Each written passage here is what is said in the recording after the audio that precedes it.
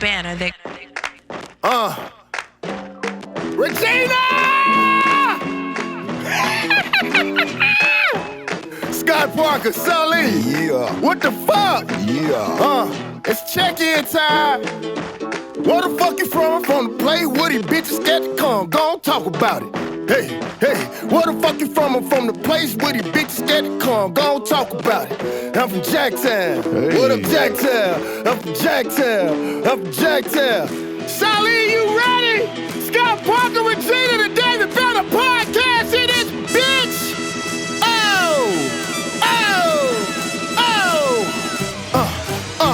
Don't get it then. Hey, where the fuck you from? I'm from the place where these bitches scared to come. Don't talk about it. Hey, where the fuck you from? I'm from the place where these bitches scared to come. Stop talking about it.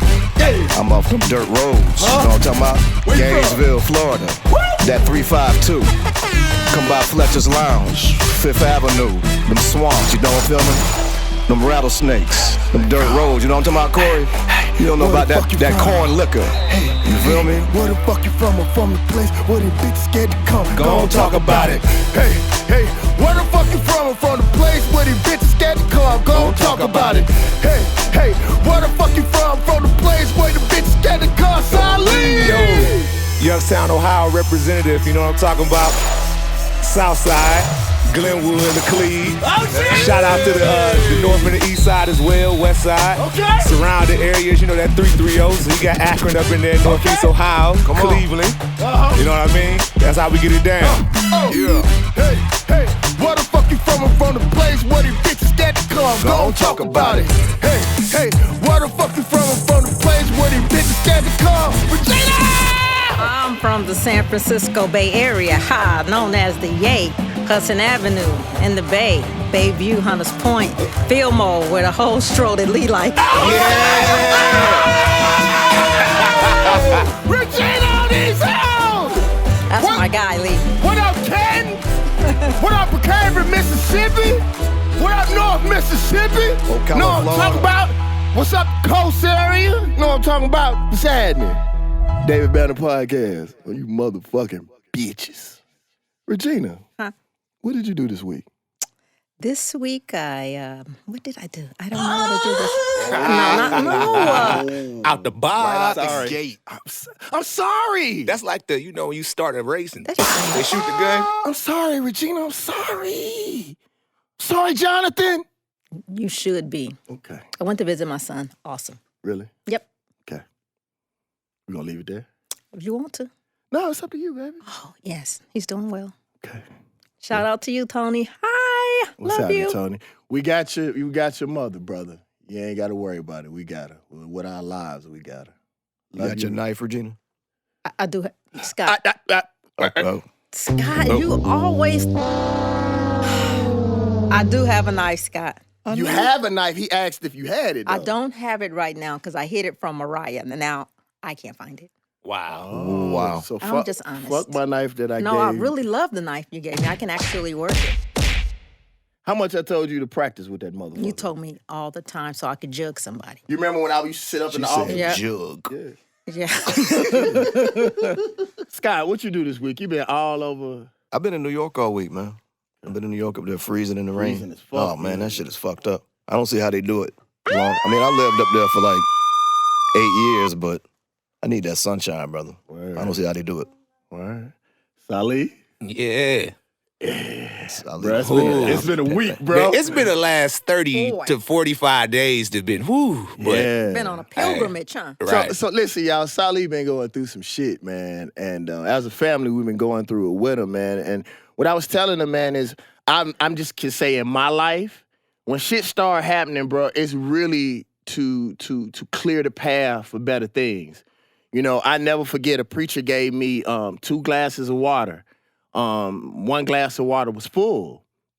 And he said, both of the glasses of water were full. And he said, if this glass of water is God's blessing and your glass is full, what can God pour into your water?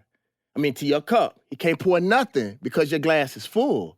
In order for you to truly get the blessings that the universe or God has for you, You gotta pull. You gotta make room. You gotta pull that water out. And when you pull that water out, the thing that the human body is looking for is a sense of normalcy, of practice. The human body wants to be comfortable.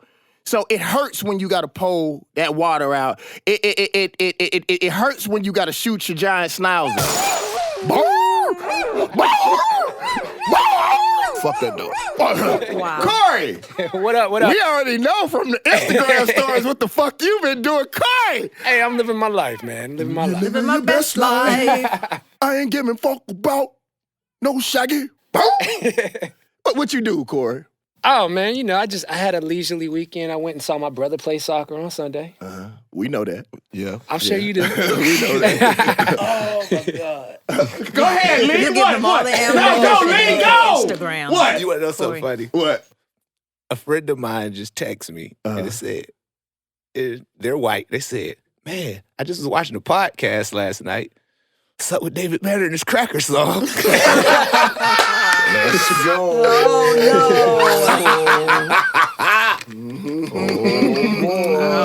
I said I wouldn't do it. Wah, wah, wah. Oh, that's the cracker song, Anna? That's not the cracker song. 3 pumps and a cracker. 3 pumps and a cracker. 3 pumps in the cracker. Shoot that bitch. Shoot it. I'm sorry. No rants. I'm sorry, Lee. No rant. I'm sorry, Lee. You did say no rants. No rant. Hey, Free to no listen, rants. to Lee, friend, if you're not a cracker, we're not talking about you. So, if you are, nasty ass cracker. Y'all, we're about to go to the black business, and we like to say this is a section of the show that means a lot to us, and we have actually been helping out a lot of businesses. But before we start today, we got a jacket for sale. And one thing we've been noticing is that we help other people's businesses, and we don't talk about ours as much. The Black Fist Bomber Jacket is on sale at www.davidbanner.com. And please, y'all, it is for a limited time. This jacket will not be released again. Don't come acting like y'all did for Ever. the ones last year, Yeah. DMing and all that Can we shit. get the deadline date, please, so they will know? December 14th. One more time, Lee? December 14th. Okay. So is December 14th the cutoff date or the last date for the holidays? That's the last day, period, is December 14th. Okay. To get it by the holidays, the You need it cutoff is. The week before, December 7th. Okay, cool. Y'all got that? Because and- we are not. And listen, y'all, I'm dead serious about this. I'm not joking about this. Don't be sending Regina them fuck-ass letters that y'all be sending. That's somebody mama. And we gonna start coming to your motherfucking house, dude. What the letters say? You know, motherfuckers, they are internet brave and shit. I don't like that shit. Nah, me either. You know Nah, what I'm not at saying? all. That shit's some real hoe shit. So don't be a bitch about it. Ooh, they But coming to please, get ya. support. Please Knives ain't just for conversation. All right, Regina, do you want to introduce our next guest? Yes, our black business is Dr. LaKeysha Hollman. She is the educator, CEO, and founder of the Village Market, and we're going to bring her in to tell everyone all about it. All right, here we go. Dr. Key! Hey, y'all remember? Dr. Key! Leave. Woo! Come on. Come on in here with us. How you doing? Great. How you know what we do. Welcome. Yes. Welcome. Sit over here next to you. Regina. Okay. Welcome to the David Banner Podcast. Let's get your headphones on and let's talk about your business and tell us what you got going on. And we know that what you got going on is time sensitive. It so we're is. going to make sure that we get it in this week. And I want you to know, even before you start, that we are very, very proud of you, okay? Thank you so much. Okay. Tell us about your business. Well, first, thank you so much for having me and creating this platform. This platform is actually a springboard for businesses like mine.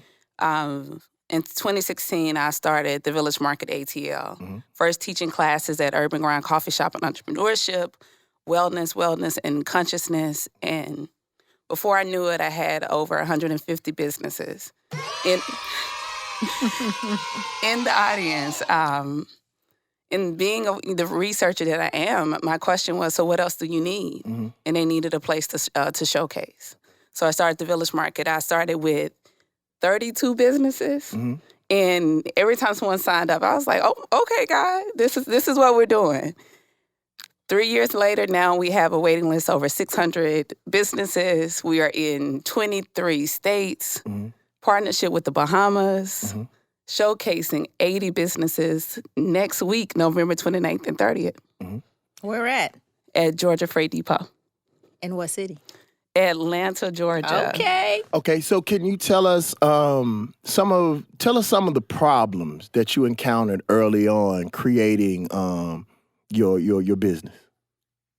I believe my story is akin to so many other Black business owners, especially women in business. Galvanizing support was probably one of the hardest things, hence support as a verb.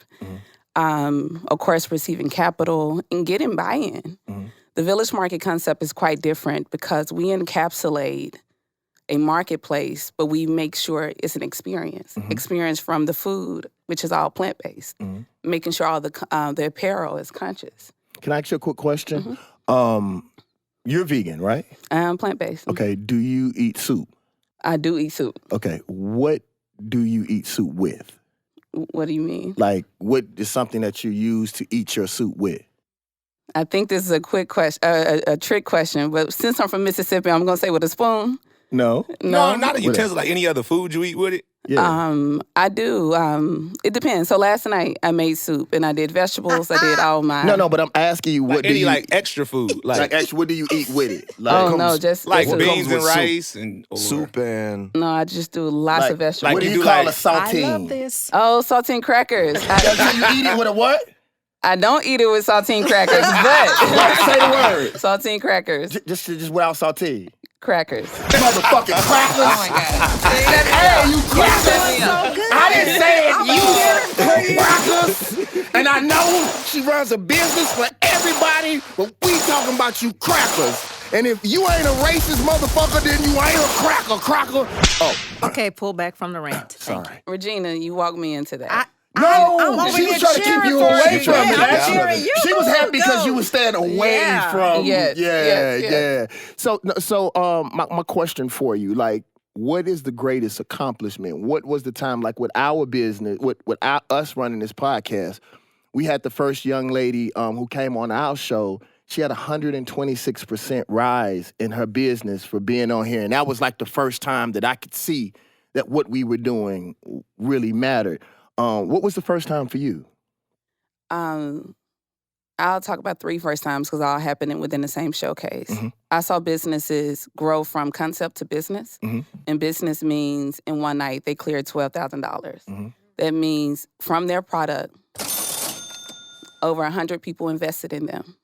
They were able to pay their mortgage, rebrand, and literally grow their social media outreach. So that company has now outgrown the Village Market and is doing so well.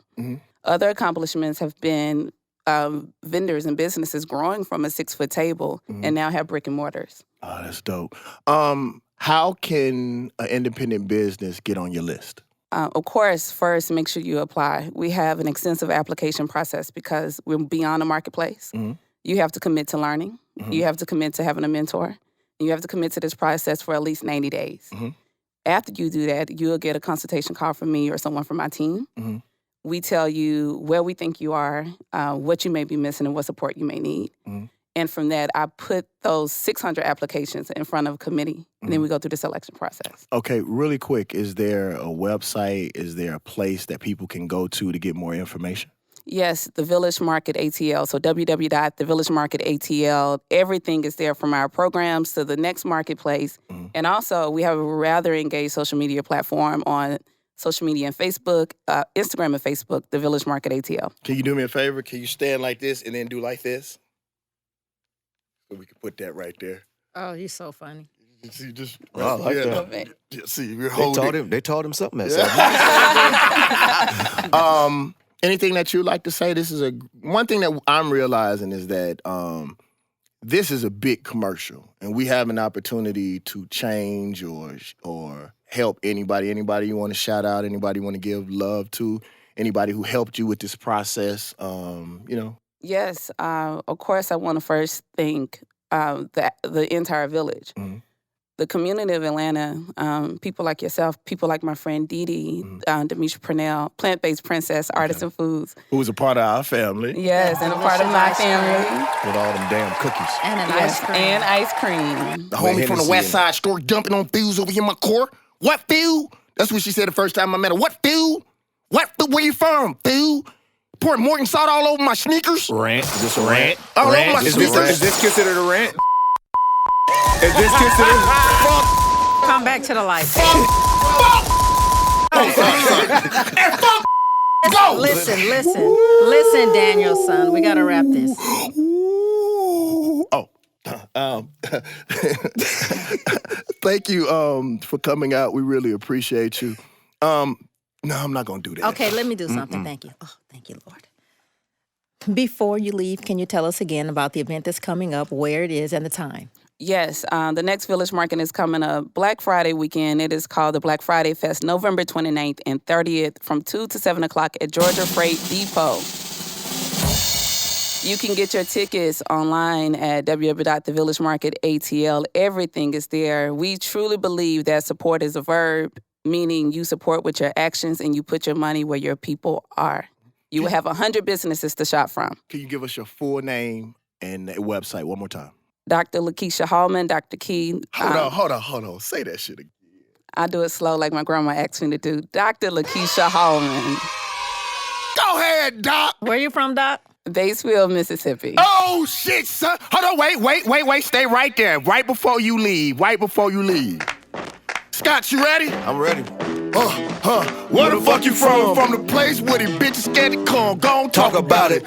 Hey, where the fuck you from? From the place where the bitches scared to come. Go on, talk about it. Tell them where you from. Batesville, Mississippi. All of the towns around that motherfucker. Go, girl. Batesville, Mississippi. Tougaloo College graduate. Come on, man. Keep talking about the towns. Batesville, Mississippi. North Mississippi. Tougaloo College graduate in Tougaloo, Mississippi. So shout out to all my Tougaloo family. Hey, Tougaloo in this bitch. Tougaloo, Mississippi. Guess what? The village in this motherfucker!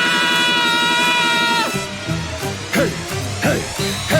Oh, where the fuck you from? We from the place where the bitches got to come. Go on, talk about it. Hey, where the fuck you from, Doc? Batesville, Mississippi. Where the fuck you from, Doc? Batesville, Mississippi. Okay. Sorry, Virginia. I know You I are said. so hyper. He's so something, Doctor. I'm sorry, Doc. Sorry. No, but for real though, we really proud of you. And I got to say, most of the businesses that we started with on the David Banner podcast were people that we could trust our people with. Like something I don't play with is it's hard enough to get black people to trust each other. And we really only have one opportunity to fuck up, and they'll never trust us again. So the people initially that we dealt with, they had to go through a vetting process. It had to be somebody that we trust. And Dee is a part of us. Like, we all grew together. She spoke so very highly. And you know Dee don't give a fuck about shit. Yeah. She the West Side homie. And she's real. So we appreciate you, and thank you for coming by the David Banner podcast. Thank you so much. November 29th, people. All right, y'all. Coming up next is our feature for the day. And it's something that's really important to me. It's a person that's really important to me. I think he is just one of the gods, one of the kings, one of the people or persons that set the foundation and set the foundation for what people even know as Southern music. And I don't think he gets enough credit. Anything you want to say about him, Lee?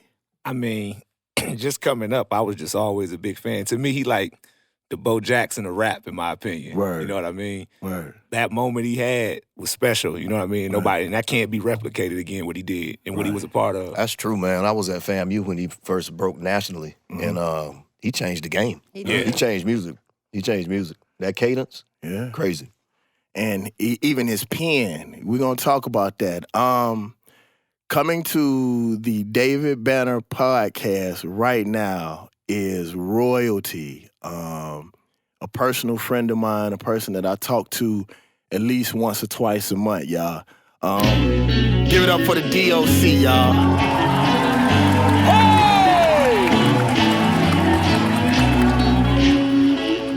What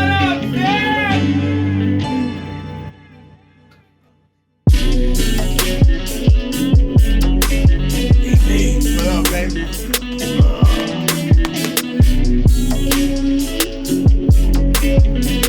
The D.O.C, baby.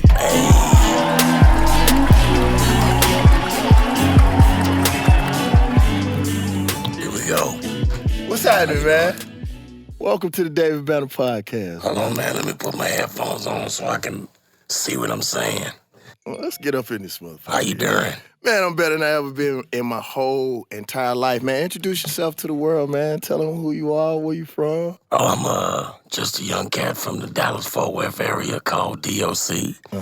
You know, they say the man, the myth, the legend. I'm just, a young man trying to find his way. Okay. Well, let's just start it off, man. Do you want to tell some of the kids, bro, that watch the podcast and listen to the podcast some of your history, bro? Because I know the questions that I want to have, but I want them to know some of the things that are important for you. You know, some things that are important to you that you want them to know, bro. You could just draw a line through, the history of West Coast music. Right. And that's me. Right. Along with all the other guys from NWA and even from Eazy-E in '88 to 2001 and 2001. That era is me and Dre and Snoopy and all of those guys. I put a lot of heart and energy into that time, and I had a record that came out too. Yeah, that was dope as fuck. Yeah. Right. So let's be clear. Let's like the beginning of what people think of conventional West Coast music. You are a big part of that, and that's Dre. That's like you said, Snoop. What was your involvement in it at that time? What would you say that you contributed specifically? Just ideas, energy, writing. The building blocks. You know what I mean? Like, Could you say it again, please? Oh, that was dope. Building blocks. Whoa, that was perfect. And the world is listening. yeah. And so, just being a second set of ears, for my guy, Dre, and just trying to help him get the best out of his sound. Right. And develop as a producer. And he was trying to do the same for me as a writer. So the first question that I wanted to ask, bro, is coming from the South, bro, coming from Dallas, bro, how did you even get connected with them, bro? That's what I've always wondered, because it was so hard for us as Southerners to get connected with anybody. Like, bro, what did you do to get that plug? What Dre was connected to a DJ in Dallas called Dr. Rock. Mm-hmm. And he was the guy that I actually started rapping with. Mm-hmm. And he was from L.A., came to Dallas, and it was big guy on the radio. Mm-hmm.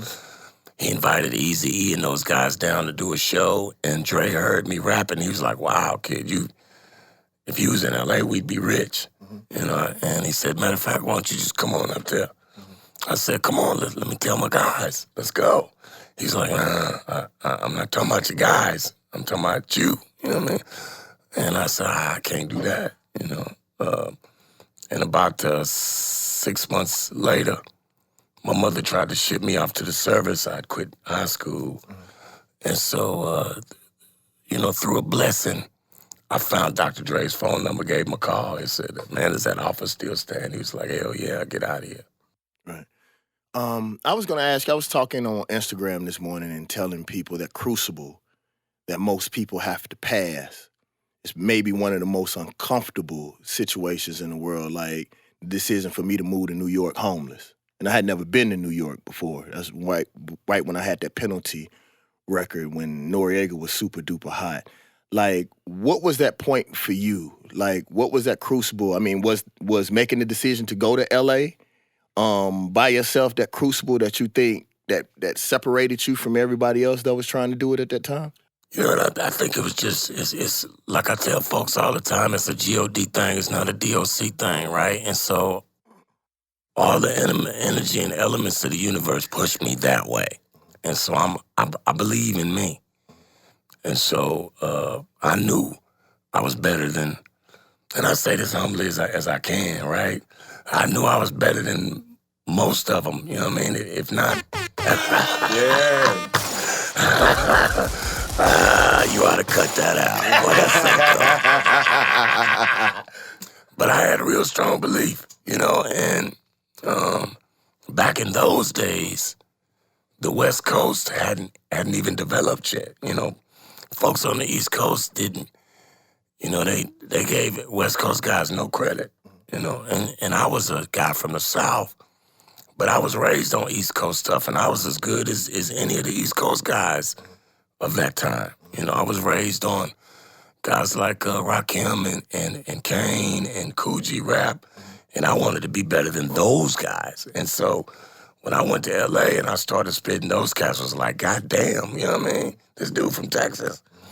And so I started to try to help Easy and those guys transition from making that the stuff that played in the streets to stuff you could play on the radio. Right. Yeah. And so one of my homeboys from down here in the Goody Mob said it was street radio. You know what I mean? And so, because you can't, look, they was afraid of those guys back then.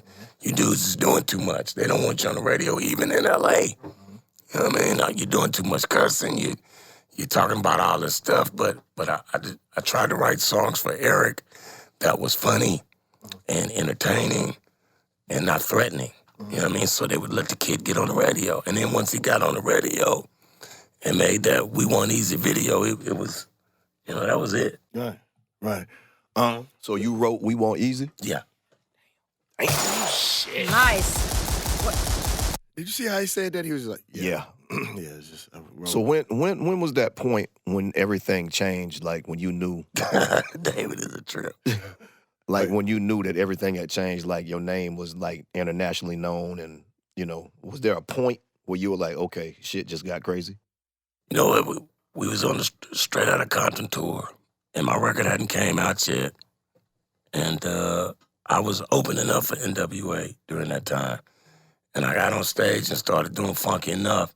And it was kids out there that was singing the record back to me. Right. And that just fucked me up. I didn't know what to say after that. You know, it was like, wow, it really blew my mind. And I think those kind of things started me on the path that, you know, for a guy that came from nothing, where nobody expected anything from him, when it happened, I wasn't prepared for it. And it got the best of me. And I started being really sort of an egotistical guy. And telling motherfuckers how cold I was and telling them I was better than you. And I'd walk in the studio with them niggas and be like, now we can make records. You know what I mean? And The champ is here. yeah, man. I think that probably got on a lot of motherfuckers' nerves. And you know how folks is, you get to talking that stuff. They don't want to hear that shit, nigga. You not from up here. You know, and so... and we some big dudes. A lot of times people don't understand, most of these rappers are small. Yeah. I know how I was when I would go to different people's studios, and then being that I stood for something and I never dealt with bullshit, a lot of times them dudes are uncomfortable, bro. And they'll do things to make sure that people like you are not around. Oh, yeah. You know, Oh, yeah. I felt that all the time. Like, bro, this dude's serious. He don't play. He don't bullshit. You know what I'm saying? I do the bullshit, but I do the bullshit away from the business. Like I used to tell my friends, I don't go to your job with you. That's right. So when I go to the club, I'm going to the club to work. That's right. I gotta tell you, when we used to work and go in LA, okay, who the top dope dealers that everybody influenced by? Who is the DJ? Who We in is there the collecting woman? intel, doing research. Who is the woman that everybody looking at? How can we influence those people so they can influence other people? Yeah. Then we'll leave the club and go do something real stupid. Yeah, do something real stupid. But in the confines of our own world that we created. Let me ask you a question, D. For the people who don't know, I want them to know, like, why your voice is the way that it is. And then if you don't mind discussing those moments right before that happened. So first I gotta tell you, I mentioned to you earlier about the my mother wanted to send me to the Army, and I reached back and somehow I got Dre's phone number, made that call. Mm-hmm. Well, my mother came at me with this Army stuff. Mm-hmm. I was in Texas. I was living in my sister's house, and I got on my knees next to her couch, and I prayed as hard as a human being could pray. And I asked God, please let me do this. This is what I want to do. If you will allow me to do this, I promise you when I get there, I will let everybody know that it was you, it wasn't me. And then Dre's number pops in my, up on me, and I call a guy, and the rest of that is sort of history. Now, when my album came out, if you know my album cover, you've seen the cover. It's me standing in front of a statue of Jesus, and the statue reads, King of Kings, Lord of Lords. Right. Well, when I saw that statue, I was uplifted, and I said, this is how I'm going to begin my testimony. Mm-hmm. This is how I'm going to start to tell them it was him, it wasn't me. Mm-hmm. But the kids they thought I was talking about me. Mm-hmm. They wore it on their rings and their hair. They had the trench coats on with the shit in the back of it. Mm-hmm. And I think at some point it got to be too much, and I was like, shit, maybe that is me. Maybe I am the King of Kings, Lord of Lords around this bitch. Words got a lot of power. Yeah. And so the album came out, and it was at about 750,000 in the first couple months. And after that third month, I had an accident. I was high as a kite, drunk driving down the 101 freeway.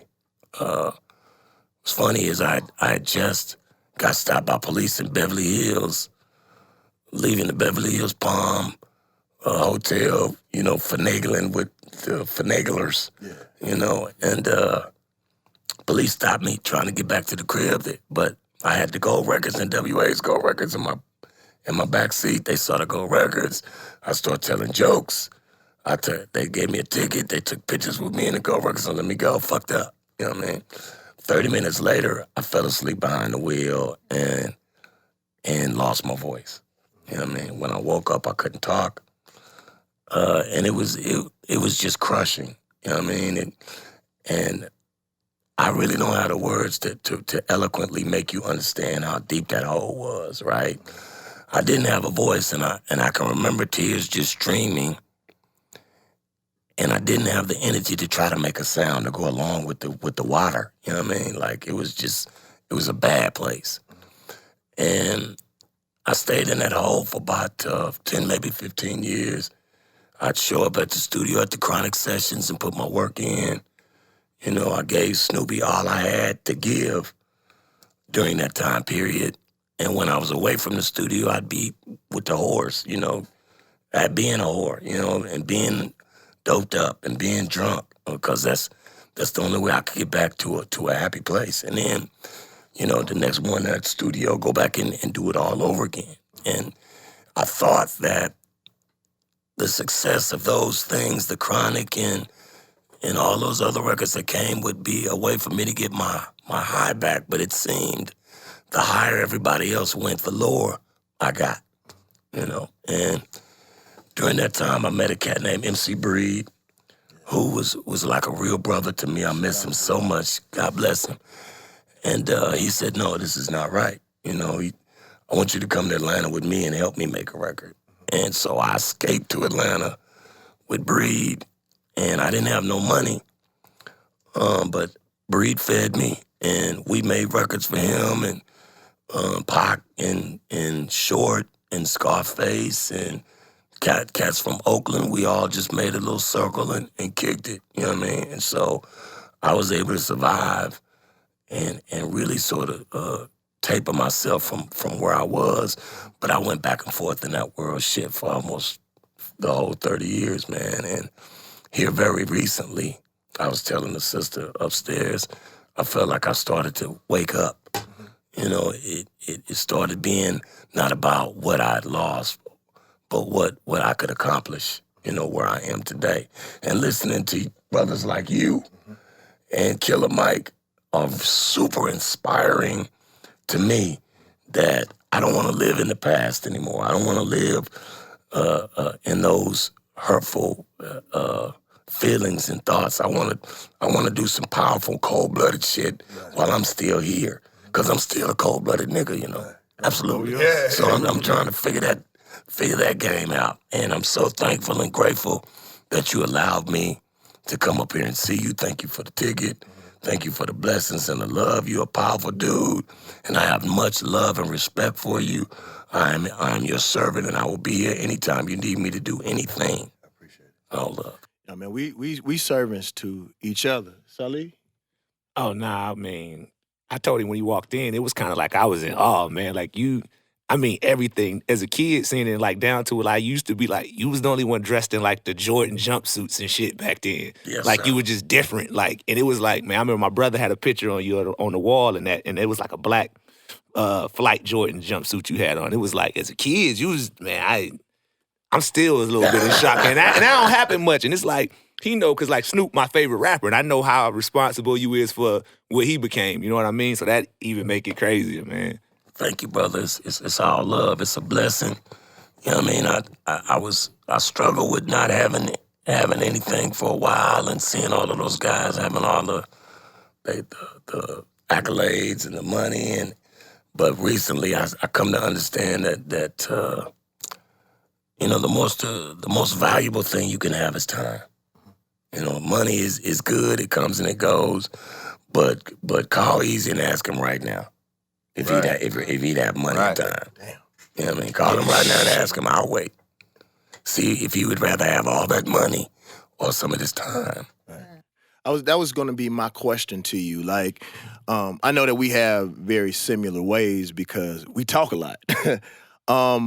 What can you see? Because when I started meditating and when I started getting still, I can now see how everything is connected, how there is a divine thread between everything. Like, have you figured out what the lesson was from all of that yet? Has that come to you yet? Or is there a lesson? I think for me, it is to understand that God is with me all the time because he is me and I am him. And if I walk with him, then his words will manifest just because he said they would, you know what I mean? And so that's where I am today. I try to wake up with the right thinking and you know, nobody's perfect, right? And so I'm not here to be a perfect man. I'm here to try to do the best I can with what I have to make this world a better place before I leave it, you know what I mean? And so for me, the lesson was remembering who I was. When I first got with Erica, oh, maybe that's too much. Okay. No, I got that when I first cut that out, David. Cut it out, David. Cut that out, David. Please, kill us. No. Because I got so much love and respect for that woman. I know. As I do too. One of the things that I wanted to tell you was that it's crazy how much, here goes the word, Lee, don't tease me, bro, how much serendipity Here we go. there is in the universe. It's crazy because Erica helped me through one of my worst depressions. I never forget that I called her one day. I was working on the God Box because she was one of the reasons why I wrote the God Box. Because every time I would see her, she would say, and at that time, you know, I was looking at her the same way everybody else looked at her, like she was this, I don't know, being floating across the world, right? Don't let the, I tell people, don't let the, what is that? Don't let them berries and nuts fool you. Right. So she told me the craziest shit one time. She said, I said, what do you do when you have writer's block? She said, I just wait, Mr. Banner. But every time I would see her, she would say, we're waiting on you. And I didn't understand what she meant until I started working on the God Box. She was saying basically stand up and be the man that you're supposed to be for the world and that we waiting on you. That's my nigga, man. But what I was going to say to serendipity is that I prayed a similar prayer. But my prayer to God was that I wouldn't have to all these dope boys were coming at me. All the wrong situations in Jackson, Mississippi were coming at me. And I prayed to God that I wouldn't, like, I stopped doing everything illegal, or most things illegal, I can say. And I just concentrated on rap music. And I prayed to God that I wouldn't have to take nobody's money in order for me to be successful. And if I did, I would praise his name. So what happened with me was, when Like a Pimp came out, I said, I better pay my debt right now. And then I did Cadillacs on 22s. Cadillac on 22s was actually a prayer. God, I know that we pimp. God, I know that we wrong. God, I know I should talk about more in all of my songs. I know these kids are listening. I know I'm here on a mission, but it's so hard to get them when 22-inch rims don't glisten. People didn't know, like, I said that I would do that, and I wanted to repay that as soon as I could, because I really didn't know if I was going to have a sustainable career or not. You know, so I said that I would pay that goal. Then the second thing was Snoop's family is from Mississippi, from Macomb, Mississippi. Yeah. So Snoop always had an infinity for me because him, Too Short, always had that love for me because their families are from Mississippi. I met Snoop before the deal. When I moved to L.A., Snoop, like literally during that same time I was telling you when Erica helped me, like that was a little bit after that. Before that, Snoop, L.A. was the worst time in my life, me moving out to L.A. for 6 years. I was out there by myself. That's where I met Scott at. Well, so you wasn't by your goddamn self. Yeah, well, I mean, until I met you, I just said that. Okay. But that was the hardest time for me, and Snoop helped me through that. I remember one time Snoop told me to come by the studio. I told him I needed to talk to him. He rolled up about 17 fucking blunts. That's what he had just got that white boy that was rolling his blunts for him. And he told me about his life after death row.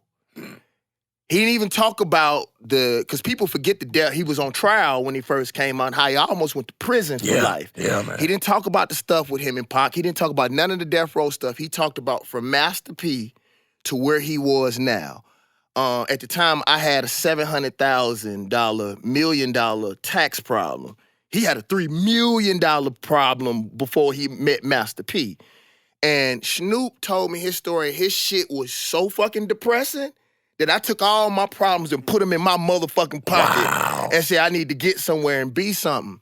My Bentley broke down in L.A. shortly after. Snoop was about to go on a 3-month tour. And as I was walking up, that's when we stayed in the tower. Yeah, in the tower. He's happened to be coming down, about to go on tour. And he was like, Banner, where that pretty car? And I said, it's fucked up, Unc. He literally took his keys, threw his keys to me. Wow. And said, keep my car till we get back. I'll be back in 3 months. And it was funny because at that time I had stopped smoking weed. But I was like, there's no fucking way I'm gonna be in Snoop Dogg car and not smoke some weed. So I got super duper high, but I was on that Cali weed that I was like on a 101. Super duper high. I had to pull over like I was going 15 miles an hour. I was so motherfucking high. Yeah, man. But Snoop looked out for me, and Scarface in a very similar way. Like those were two of the men that really looked out for me mentally, because a lot of times people don't understand the pressure that we go through, especially being in places who never seen what we see. You were the first one to go through what you went through, and having that kind of light shined on you from Dallas. It was the same thing from Jackson, Mississippi. I used to talk to Pimp C about that a lot because he was from Port Arthur.